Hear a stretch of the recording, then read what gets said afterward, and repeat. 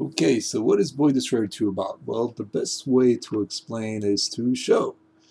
Right now, I am in Overworld mode, which is this sort of layer of the game that sits on top all the other layers. Here I am in my basic fighter. This is a Overworld mode is a few things. It's a two-dimensional map that lets me to travel from point A to point B. Right now, I'm just an empty space. There's nothing going on. Overworld mode is also where a lot of the life of the little game world takes its first breaths. For example, here we have two civilian transport ships just flying somewhere, probably to another base. Here's a civilian corvette just cruising from one base to another somewhere. There's an asteroid field in the distance, and here's a base. So let's travel to this base. I'm just gonna select it, right click on it, and off we go. When we get close to the base, we're going to get pushed into what I guess I could call space mode. And in space mode is basically where all the stuff from Void Destroyer, all the great stuff from Void Destroyer is just copied over. So we have multiple camera angles, including the new cockpit angle that has been requested by a lot of players. We have 6 degrees of freedom. We can fly our ship. We can rotate it any way we want. Fire our guns. I don't want to fire on this frigate because it'll shoot back at me. This ship is a very basic ship, so it doesn't have a whole lot of guns, doesn't have a whole lot of offensive options, but can still get me into trouble. There's also Newtonian physics from the first game. All these great things. So the idea is that you start off in this basic ship and you travel the game world, and if you come across a base, you can certainly dock with a base. You just target it, you fly into it. When you're docked into a base, you're kicked into this sort of first-person mode, this very basic first-person mode. And this first-person mode, who knows what the future might hold for it, but right now it's just a nice little immersion tool. But while docked, you have these options for getting missions, to earn money to buy a better ship. Some missions are going to be just generated missions. For example, this pirate field is full of pirates. Here's 10,000 credits to clear it. There's an oncoming attack to this base. You know, here's 6,000 credits to get rid of the pirates. There's bounty hunting missions, escorting missions, courier missions, your basic sandbox missions. These are pre-generated missions right now, but there will be scripted missions, story missions, side missions, quests, events, things like that. In this basic state, we just have these pre-generated missions. So when you take a mission, you complete it, you earn money. What's next, right? Well, just like in most sandbox games, you get to buy a new ship. You just hit the purchase ship button here, and I can buy this upgraded fighter. It has twice the firepower, has more armor. It's a little slower, but it'll certainly keep me more alive.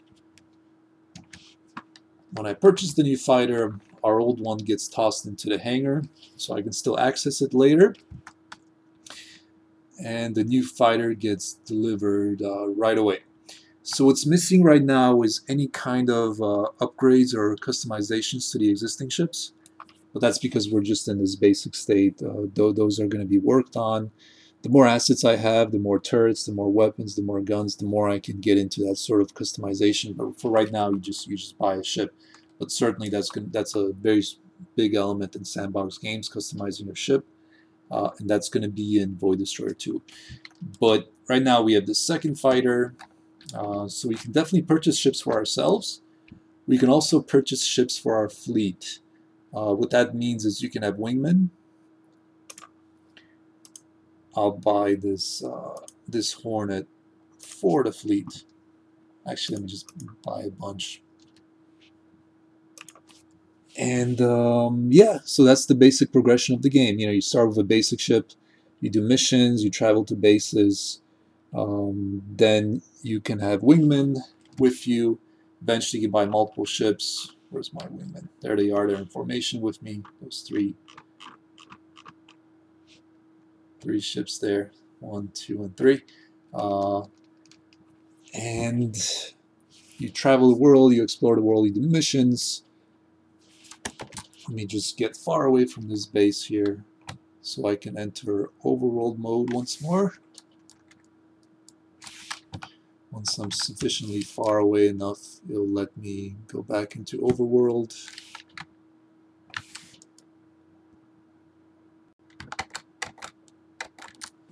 There we go. And I can travel the world. I can explore the sandbox. I can see all these other ships flying around. If I was near an asteroid field, pirates would probably intercept me. If I was near a pirate base, pirates might go after me. Or pirates might go after civilian ships or transport ships. You might see bounty hunters fighting the pirates. You might see military patrols going after the pirates, or potentially you if you become a pirate yourself. Here we see a military base that just popped into view. We see some military patrol ships going from another base to this base.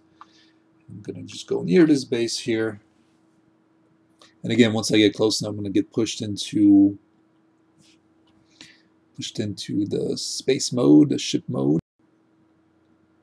And there we are. So sandbox games, the life of these games are assets. For example, here's some military corvettes that are just defending this military base.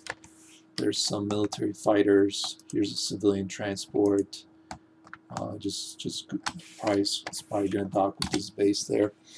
So the lifeblood of sandbox games are these assets. The more ships, the more variety of ships, the more of a living universe. And this is the reason for asking for Kickstarter funds, to have, you know, as many as possible assets. The more ships, the more transport ships, the more mining ships, repair ships, all add to the life, all can generate events or big battles or small battles depending where in the world you are. If you have more ships than you can buy, your progression through the game of buying this ship, next ship is smoother. If you have economy ships like trading ships or mining ships, you can buy those to add to your fleet, have a nice living economy system to generate money for you so you can buy further ships. So that is Void Destroyer 2 in a nutshell as it stands right now in a very basic shape, but certainly I think it has, unfortunately, this phrase gets used a lot. A whole lot of potential to be a great game. I think it's a pretty decent game right now, but it can certainly be a whole lot better. Needs a lot of work. But definitely, I hope you realize the potential it has. I hope that you trust me as a game developer, looking at my history of Void Destroyer and the first Kickstarter and Steam release. Hope you trust my ability to finish this game in a reasonable time frame with a whole lot of care and love. You know, definitely I have that in abundance. love for my own projects. So thank you for watching.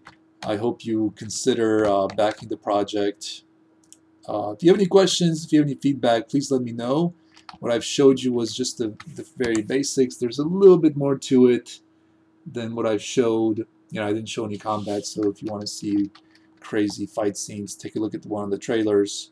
But definitely, definitely we're on our way. Definitely we need a lot of work. Definitely could use some help. And thanks for watching.